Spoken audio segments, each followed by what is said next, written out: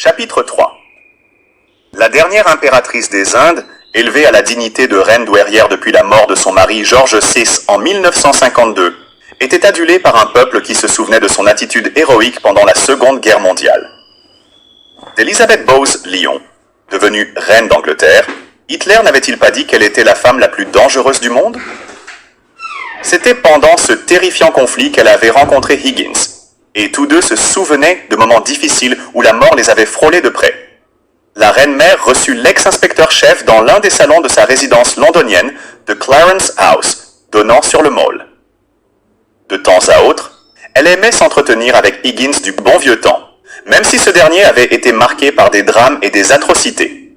Le tout jeune inspecteur du Yard se souvenait du fameux épisode de 1939 au cours duquel la reine, en voyage au Canada, s'était mêlée à une foule de plusieurs milliers de vétérans de la Grande Guerre, bafouant toutes les consignes de sécurité.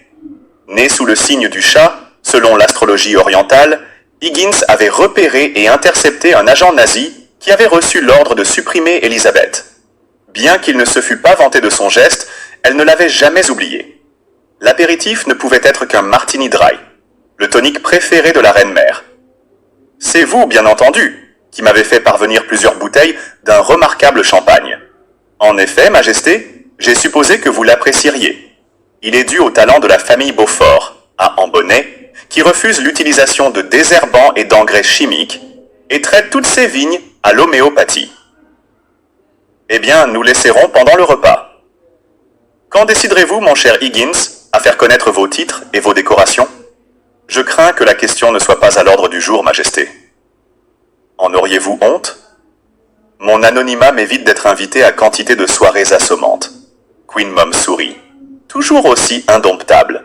Simplement soucieux de préserver une certaine forme d'existence, qui permet d'écouter les oiseaux, de lire de bons auteurs et de voir s'épanouir les roses.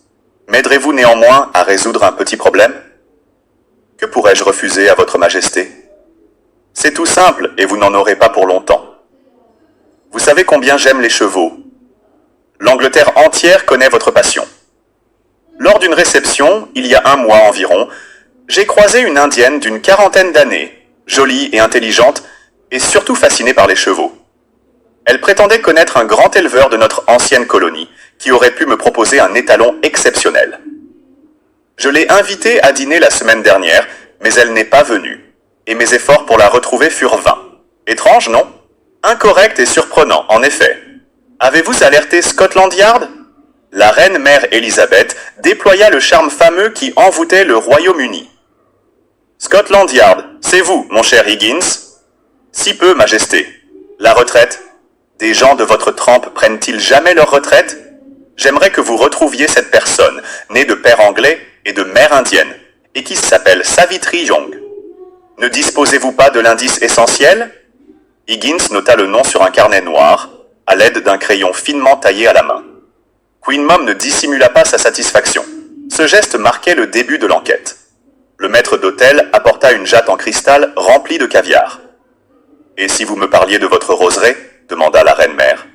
Le superintendant de première classe Scott Marlowe tenait bon sous le poids écrasant des dossiers administratifs qui accompagnaient chaque enquête criminelle et ralentissaient souvent sa progression. Comme le Yard connaissait son dévouement et sa capacité de travail, il n'échappait à aucun des avatars inventés par des bureaucrates plus soucieux de paperasse que de vérité. Sur le bureau du superintendant, les fleurs préférées de la reine Elisabeth, des iris et œillets. Pour Scott Marlowe, la souveraine du Royaume-Uni était la plus belle femme du monde, et il rêvait d'appartenir un jour au corps d'élite qui assurait sa protection rapprochée. Le front bas, les lèvres épaisses et le teint rougeau, le superintendant avait élu domicile dans son bureau moderne au meuble design. Servir la morale publique et assurer la sécurité des citoyens lui paraissaient être des tâches si importantes qu'elles excluaient toute vie privée. Comment retrouver l'éclat et la rigueur de l'époque victorienne pendant laquelle sa gracieuse majesté avait régné sur le monde? Affligé par la décadence des mœurs, Marlowe n'en continuait pas moins à combattre pour préserver la respectabilité du Yard. Lorsque Higgins poussa la porte vitrée de son bureau, le superintendant se frotta les yeux. N'était-il pas victime d'une hallucination? L'ex-inspecteur-chef n'avait pas coutume de quitter son domaine pour se rendre au Yard, où pourtant, sa légende ne cessait de grandir. Est-ce bien vous, Higgins? C'est bien moi, mon cher Marlowe. Le superintendant éprouvait une réelle admiration pour l'ex-inspecteur-chef, dont l'intuition avait souvent permis d'identifier des assassins particulièrement retors, bien qu'il ne fût pas partisan de la police scientifique que Scott Marlowe considérait comme la meilleure arme d'avenir contre le crime. Quant à Higgins, il considérait son collègue comme un policier consciencieux et responsable, dont l'honnêteté foncière devenait une rareté appréciable. Auriez-vous un ennui? D'une certaine manière, oui, et j'aurai besoin de vous. Si je peux vous aider, Higgins, ce sera volontiers. Sur la plaque de verre fumé servant de table de travail au superintendant, Higgins posa un paquet soigneusement ficelé. « Je n'ai nullement l'intention d'acheter votre conscience, mon cher Marlowe, mais j'ai songé à vous en passant chez un antiquaire de mes amis. Je cherchais un pare-feu ancien, et j'ai trouvé ceci. » Higgins ôta les ficelles de l'emballage, formé de plusieurs couches de papier et de ouate, faisant apparaître un pot à eau en fine porcelaine blanche. Dans le cadre froid et métallique du bureau de Marlowe, l'objet semblait plutôt incongru.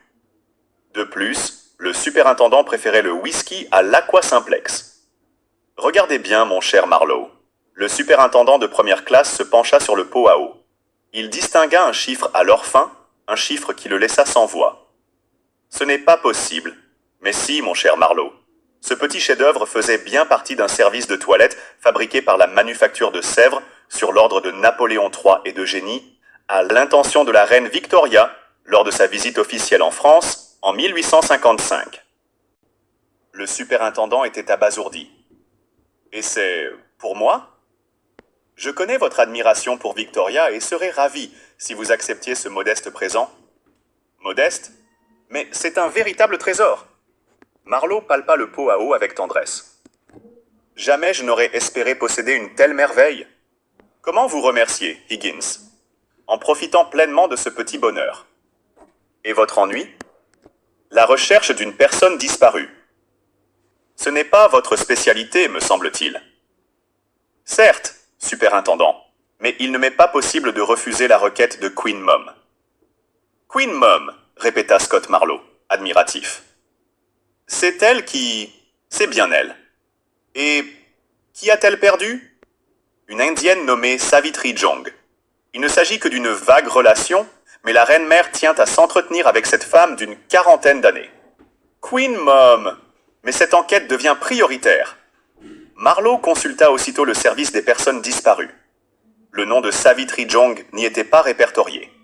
Le superintendant évoqua son cas et donna un signalement, correspondant à la description qu'avait faite la reine-mère à Higgins à la fin du déjeuner. Cheveux noirs et longs, grands yeux de biche marron, un grain de beauté sous l'œil droit. Plusieurs enquêteurs furent aussitôt lancés sur la piste de la jeune femme. Ils commenceraient par vérifier les listes de passagers dans les aéroports et d'éventuelles déclarations dans les commissariats. L'un des subordonnés de Scott Marlowe frappa à sa porte.